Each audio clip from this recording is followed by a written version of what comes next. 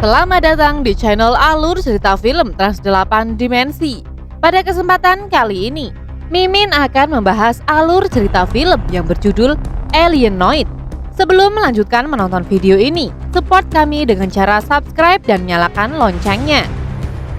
Film ini disutradarai oleh Choi Dong-hoon, dibintangi oleh Kim Tae-ri, Kim Woo-bin, Ryu Jun-yeol, So Ji-sub, dan nama besar lainnya. Film ini menceritakan tentang penganut Tao dari dinasti Goryeo yang ingin mengambil pedang misterius dan alien yang mengejar tahanan. Selama berabad-abad, alien telah mengunci tahanan mereka di tubuh manusia. Kemudian di tahun 2022, God dan Thunder memutuskan untuk tinggal di bumi. Saat di bumi, mereka bertugas untuk mengelola tahanan alien yang telah dikurung di otak manusia. Suatu hari, datanglah sebuah pesawat ruang angkasa. Pesawat tersebut muncul di atas langit Seoul. Dalam pesawat tersebut, terdapat alien yang mengejar tahanannya yang ada di bumi di tahun 2022. Sementara itu, para penganut Tao dari dinasti Goryeo mengejar pedang legendaris di tahun 1391. Tiba-tiba pintu waktu terbuka dan mempertemukan mereka di bumi di antara akhir waktu dinasti Goryeo dan zaman modern. Oke guys, langsung saja kita masuk ke alur ceritanya. Bisa digoyang. Lanjut.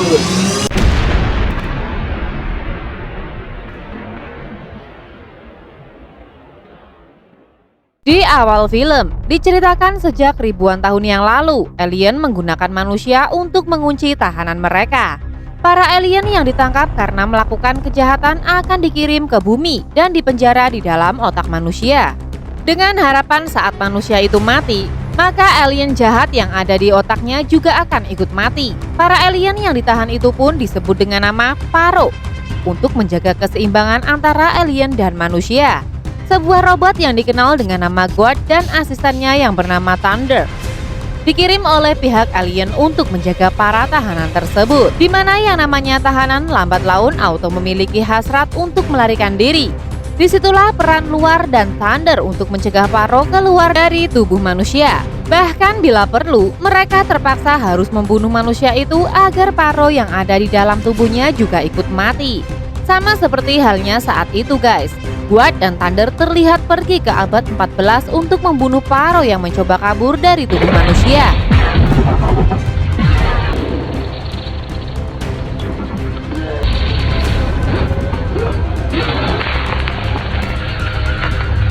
Mereka terpaksa membunuh seorang ibu yang kemudian memohon agar God dan Thunder mau menyelamatkan bayinya. Meskipun God dan Thunder sebenarnya tidak boleh ikut campur dengan urusan manusia, namun saat itu mereka terpaksa menyelamatkan bayi itu agar tidak dibunuh oleh orang-orang yang ada di sana. Di sini Thunder juga bisa berubah menjadi wujud God dan kepribadian yang berbeda-beda. God dan Thunder kemudian membawa bayi itu berpindah ke abad 21 melalui sebuah portal.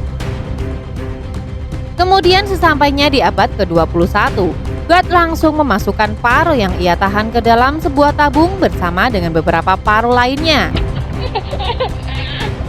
Scene kini beralih menampilkan latar belakang di masa lalu, tepatnya pada tahun 1391, di mana terlihat seorang pengelana ahli bela diri yang bernama Mureuk.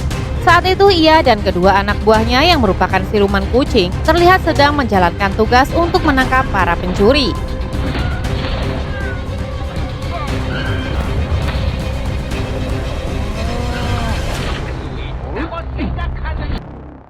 Setelah berhasil menyelesaikan tugas, barulah mereka mendapatkan bayaran. Setelah itu, Mureuk melihat sebuah selebaran tentang pencarian pedang ilahi dengan bayaran yang sangat tinggi. Hal itulah yang membuat Mureuk tertarik. Jadi ia pun memutuskan untuk mencari pedang tersebut. Dari seorang tahanan bernama Dokter, Mureuk mendapatkan informasi kalau pedang itu pertama kali ditemukan di sebuah sungai, di mana para nelayan terkesima dengan sinar biru pada ujung pedang, yang membuat mereka berpikir kalau pedang itu adalah permata yang sangat mahal.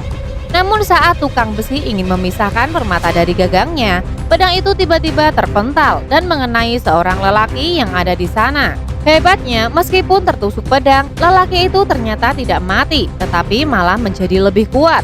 Keesokan harinya, perjalanan mencari pedang ilahi pun akhirnya dimulai. Muriuk dan kedua anak buahnya mendatangi seorang mantan hakim yang dipercaya sebagai pemegang terakhir pedang ilahi. Walaupun Muriuk sudah sangat percaya diri mengalahkan si mantan hakim, namun ia nyatanya gagal. Saat itu si mantan hakim juga ditemui oleh seorang lelaki misterius bernama Shin Jiong. Lelaki itu menggunakan pakaian modern yang menandakan ia adalah seseorang yang datang dari masa depan. Tak disangka, Shin Jiong ternyata dikuasai oleh Paro yang juga menginginkan pedang tersebut. Ia pun membunuh si mantan hakim dan mengejar dokter yang membawa kabur pedang ilahi. Mengetahui hal itu, Muriuk pun langsung berlari mengejar mereka berdua dan aksi kejar-kejaran antara mereka pun terjadi sampai akhirnya Muriuk bertemu dengan Shin Jiong dan dihajar habis-habisan. Pada malam harinya, kedua anak buah Muriuk menemukannya sedang pingsan dan tersangkut di sebuah tembok. Begitu sadar, Muriuk dan kedua anak buahnya melihat sebuah kapal luar angkasa yang terdampar di sebuah sungai. Di dekat pesawat itu, mereka juga melihat seorang wanita berbaju merah yang langsung kabur begitu melihat mereka bertiga. Kembali ke abad 21, terlihat bayi yang dibawa oleh Guard kala itu yang kini telah tumbuh menjadi anak-anak dan diberi nama Ian. Setelah tumbuh menjadi anak-anak, Ian mulai menyadari identitas Guard yang ia panggil ayah. Keanehan pada Guard dan Thunder membuat Ian sadar kalau mereka berdua bukanlah manusia normal. Pada suatu hari, Ian sengaja meninggalkan ponsel di dalam mobil Guard agar ia bisa mendengarkan percakapan antara Guard dan juga Thunder. Dari percakapan itu, Ian pun mengetahui kalau besok kiriman 107 Paro akan tiba di bumi. Pada malam harinya saat Guard sedang bertugas, Ian mengendap-endap menemui Thunder. Di sana Ian menanyakan banyak hal, mulai dari planet asal Thunder sampai tugas pengiriman yang dibicarakan sebelumnya. Selain itu, Thunder juga mengatakan kalau Ian sebenarnya berasal dari masa lalu, tepatnya 646 tahun yang lalu. Keesokan harinya, Ian langsung berangkat menuju ke tempat pengiriman Paro, yaitu di sebuah rumah sakit. Di sana Ian tidak sengaja menabrak seorang detektif yang bernama Moon Do-sok. Tak lama kemudian, semua orang di rumah sakit itu terkejut ketika melihat gumpalan awan yang bergerak mendekati mereka. Bersamaan dengan itu, Guard dan Thunder akhirnya sampai di rumah sakit yang sama untuk menyelesaikan tugas mereka. Dari gumpalan awan, keluarlah batu kristal berwarna hitam. Batu itu kemudian terjatuh ke dalam rumah sakit dan mulai berubah bentuk menjadi kristal emas yang sangat besar. Dari kristal itulah keluar 107 Paro yang mulai masuk ke setiap otak manusia yang ada di sana. Ian yang merekam kejadian itu tentu saja sangat terkejut dan bergegas melarikan diri.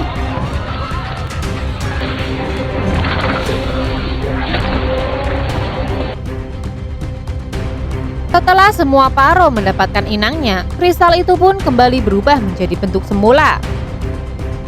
Guard yang melihat Ian yang berada di sana sebenarnya merasa heran, namun ia memutuskan untuk bergegas mengambil kristal berwarna hitam. Kembali ke latar di masa lalu, kita pun diperkenalkan pada dua orang penyihir bernama Seol dan Woon yang mendatangi sebuah kuil bertopeng yang dipimpin oleh seseorang bernama Jang. Seol dan Woon menawarkan beberapa benda sihir pada Jang. Namun Jang ternyata tidak menginginkan semua benda itu karena benda sebenarnya yang ia inginkan adalah pedang ilahi. Di waktu yang sama, Muriuk dan para anak buahnya kini melanjutkan perjalanan untuk mencari pedang ilahi sekaligus mencari Shin Jiong. Mereka pun menghentikan rombongan pengantin agar mereka bisa menyamar dan menyusup masuk ke dalam istana. Muriuk menyamar menjadi pengantin pria dan dinikahkan dengan seorang gadis yang ada di sana.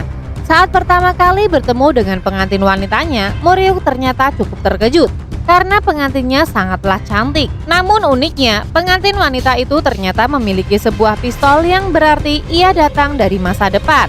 Sebelum mereka berbincang lebih lanjut, si wanita itu pun mempersilahkan Muriuk untuk minum. Namun entah mengapa setelah minum, Muriuk tiba-tiba merasa sangat pusing. Si wanita rupanya telah menaruh racun dalam minuman itu dan pengantin wanita itu juga ternyata adalah pengantin palsu yang menyamar. Wanita itu pun kemudian bersiap-siap dan pergi meninggalkan Muriuk. Tak disangka, Wanita itu ternyata memiliki kekuatan bela diri yang sangat baik. Jadi ia pun mampu dengan mudah mengalahkan para prajurit bertopeng. Penyihir Seul dan Won yang juga ingin mengambil pedang ilahi melihat kekuatan wanita itu dengan pistolnya. Saat wanita itu berhasil mendapatkan pedang ilahi, kedua penyihir menggunakan alat mereka untuk merebut pedang tersebut. Namun ternyata hal itu bukanlah perkara yang mudah karena si wanita juga berhasil mengalahkan mereka.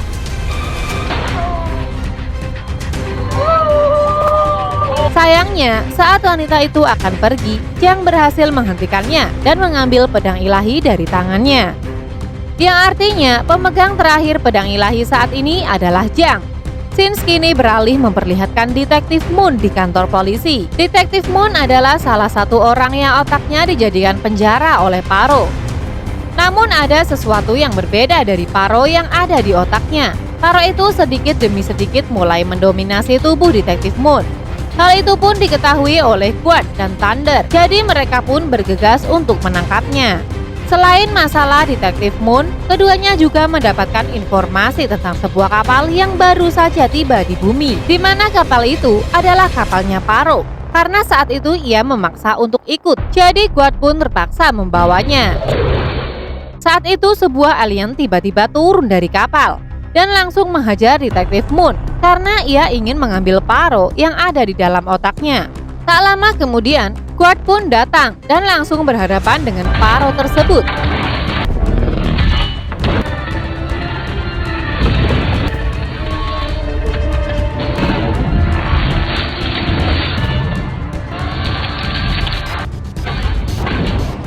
Saat pertarungan itu terjadi, Detektif Moon segera melarikan diri.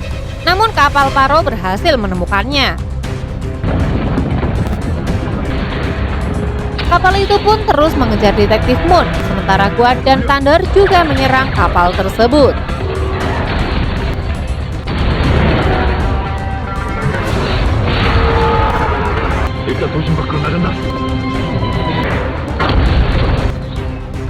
Sampai akhirnya, Detektif Moon pun mengalami kecelakaan yang membuatnya sekarat.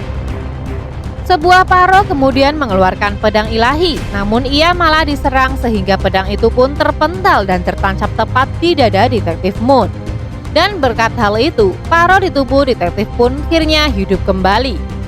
Guard yang melihat hal itu langsung menyerang Paro tersebut, namun energinya terus terkuras habis. Thunder kemudian mendekati tubuh Guard dan mulai melakukan pengisian ulang. Sementara itu, dengan bantuan pedang ilahi, Paro yang ada di tubuh Detektif pun akhirnya bisa bebas sehingga membuat tubuh Detektif Moon kembali sekarat. Paro itu rupanya bukanlah Paro biasa, jadi ia pun mendapatkan sebutan sebagai controller. Setelah itu, controller itu pun masuk ke dalam kapal dan berniat untuk melepaskan Hava. Apa itu Hava? Hava adalah atmosfer yang dibawa dari planet mereka, guys.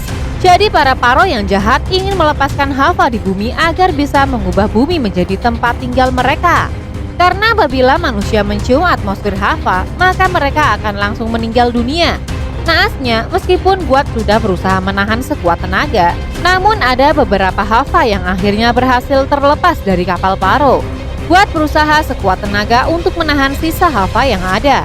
Sementara Thunder diminta untuk menyelamatkan Yen. Di saat itulah, controller merasa terdesak, jadi ia pun kembali masuk ke dalam tubuh Detektif Moon. Perlahan, atmosfer hal apapun mulai diledakkan dan beberapa bagian tempat itu mulai tertutupi oleh gas berwarna oranye yang membuat semua orang berlari ketakutan.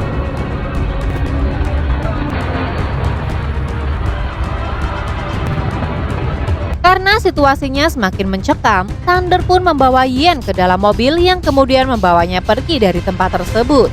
Disinilah kita pun diperlihatkan fakta kalau ternyata orang yang menyamar menjadi pengantin wanita adalah Yen.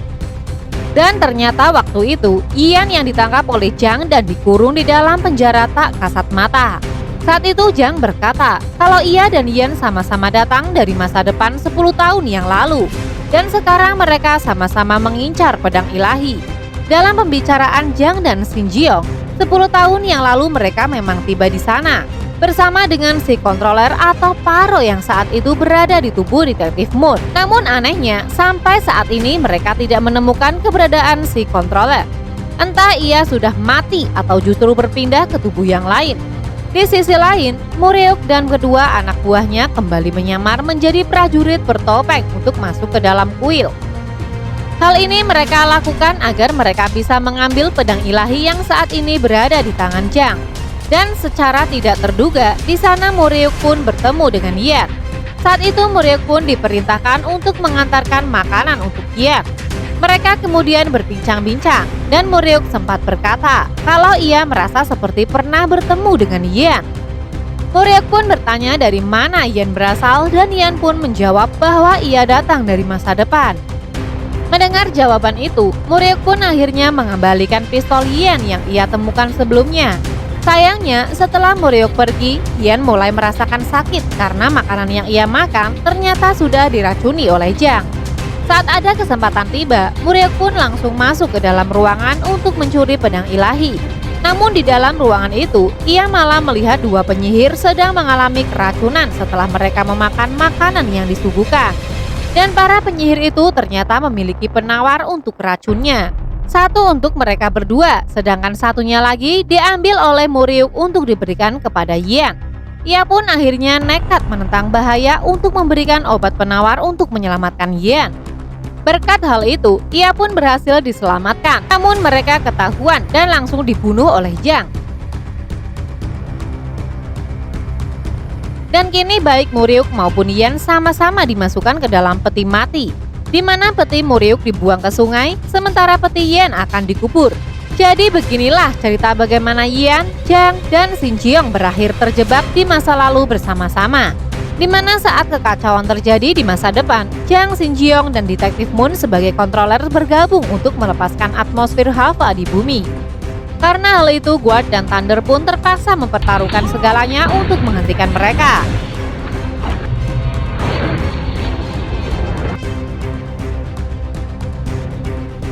Yan yang ada di sana membantu Guard merebut pedang ilahi dan kabur bersama-sama. Alhasil, controller Jang dan Shin Jiong berpegang pada mobil yang berisi Guard, Thunder, dan juga Yan. Karena tak ingin kekacauan terjadi di masa depan, mereka semua pun berteleportasi ke masa lalu melalui portal. Sesampai di masa lalu, Yan berpisah dengan Guard dan Thunder, sementara controller juga terpisah dengan Jang dan Shin Jiong.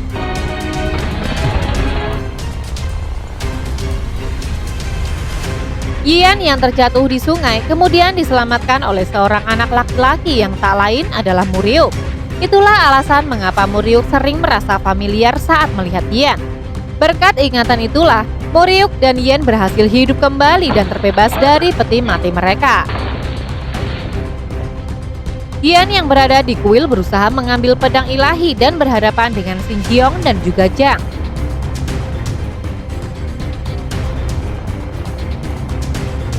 Di sana ia juga dibantu oleh kedua penyihir yang ternyata juga menaruh dendam pada Jang. Beruntung saat Yan berada di situasi terdesak, Morihuk akhirnya tiba di sana dan langsung membantunya. Morihuk kemudian mengeluarkan pedang andalannya untuk menghadapi Paro. Sementara itu, si penyihir juga menggunakan cermin ajaibnya yang bisa membesarkan apapun. Bahkan cermin ajaib itu pun bisa digunakan untuk memperbesar peluru. Setelah mendapatkan pedang ilahi yang ia cari, Yan pun bergegas menyeberangi sungai. Agar Paro tidak bisa menemukannya, ia pun memutuskan untuk meninggalkan perahu dan melanjutkan perjalanan dengan berenang. Di waktu yang sama, Morihuk akhirnya berhasil mengalahkan salah satu Paro yang ada di tubuh Shin Jiong. Namun setelah ia membunuh Paro itu, Shin Jiong yang sekarat sempat berkata kalau di tubuh Morihuk terdapat sesuatu. Dan tak disangka, dahulu controller yang sekarat ternyata telah masuk ke dalam tubuh Morihuk. Yang berarti kalau di dalam tubuh Morihuk saat ini terdapat Paro yang sangat kuat. Itulah alur cerita film Alienoid yang dirilis tahun 2022 guys. Endingnya yang sangat menggantung ini sudah pasti menandakan kalau film ini akan ada part keduanya. karena kita masih belum tahu apakah Guard dan Tender sebenarnya masih hidup. Terus di part terakhir, Yen berniat membawa pedang ilahi kemana ya? Dan bagaimana juga dengan nasib Moryu? Apakah ia nantinya akan berubah menjadi jahat seperti Jang atau ia berhasil menguasai kontroler di dalam otaknya? Semuanya tentu saja akan terjawab di part yang kedua. Jadi kita tunggu saja sama-sama ya guys. Jika kalian suka dengan video ini, support kami dengan cara klik tombol subscribe dan lonceng dan bagikanlah untuk teman-teman kalian yang lain. Terima kasih telah menonton. Salam Trans 8 Dimensi.